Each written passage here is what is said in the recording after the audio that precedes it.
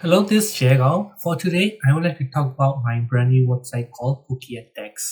This is created by using React Frontend Framework. This web application is designed to provide information on Pokemon which feature in famous video games and animation series of Pokemon. This is the landing page. On the landing page, you can select any Pokemon generation and it will show you all the native Pokemons from the particular generation. So let's choose on generation 1. At the time video is made, there are altogether 9 generations. After finish fetching information from the APN endpoint, a list of Pokemon of the chosen generation will be shown. Each Pokemon has its own portrait, name, and types. Each page will show at most 15 Pokemons, so for the large list of Pokemon, there will be a pagination option. For instance, since there are 151 Pokemons in the first generation, we can see that there are 11 pages. It also works for other generations. Let's try another generation, Gen 5. This page is totally responsive too. Data and images are cached after fetching. Now if we reload the first generation again, the loading speed will increase a lot. You can use the search bar to narrow down your Pokemon list. Let's say Pikachu. According to the search key, now it will show all Pokemons from the chosen generation which contains a key. That features come handy even if you don't know the full name of a Pokemon. However, if your search key doesn't match any result, there will be an error message.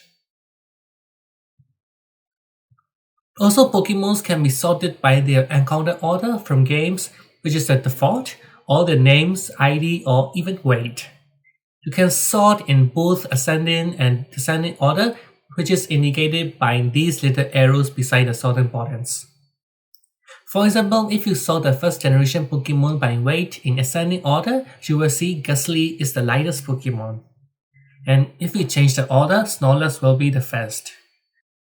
To be sure, there's stay Gastly at the end.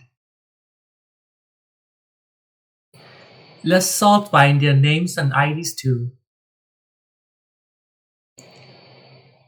After that, if we want to see more information about a particular Pokemon, say Pikachu, we can click on it and it will go to the detail page.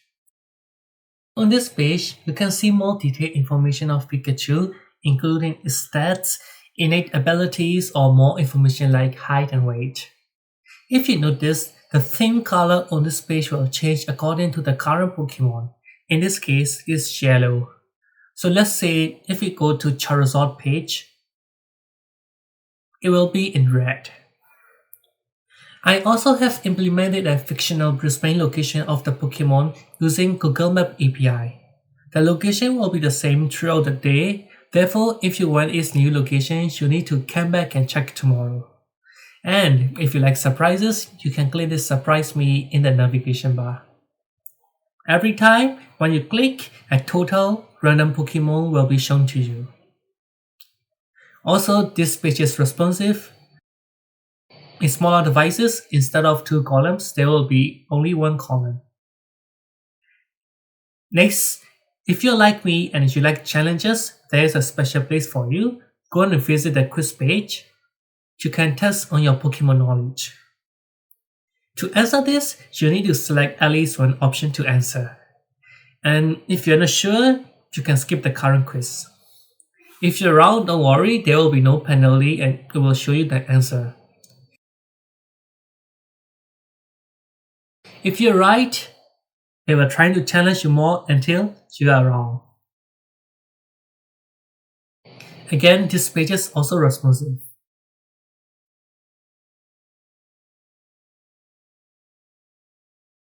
And last but not least, you can subscribe to our newsletter. A valid email will be required to use this feature. Currently, this form is purely cosmetic, so it's just for show for now. But it can check if your email is in valid format or not. And if you are subscribed, you will be redirected to the home page. On any page, whenever you want to go back to the home page, just click the logo on navigation bar. And this navigation bar will be automatically collapsed on a small devices, which can be expanded to see all navigation links. So that's it. That's pretty much about my website. And if you want to learn more about my website, there's also a credit session on Futa. And again, if you like this project, you can follow me on GitHub. Thank you for watching this video, and I will see you in the next video.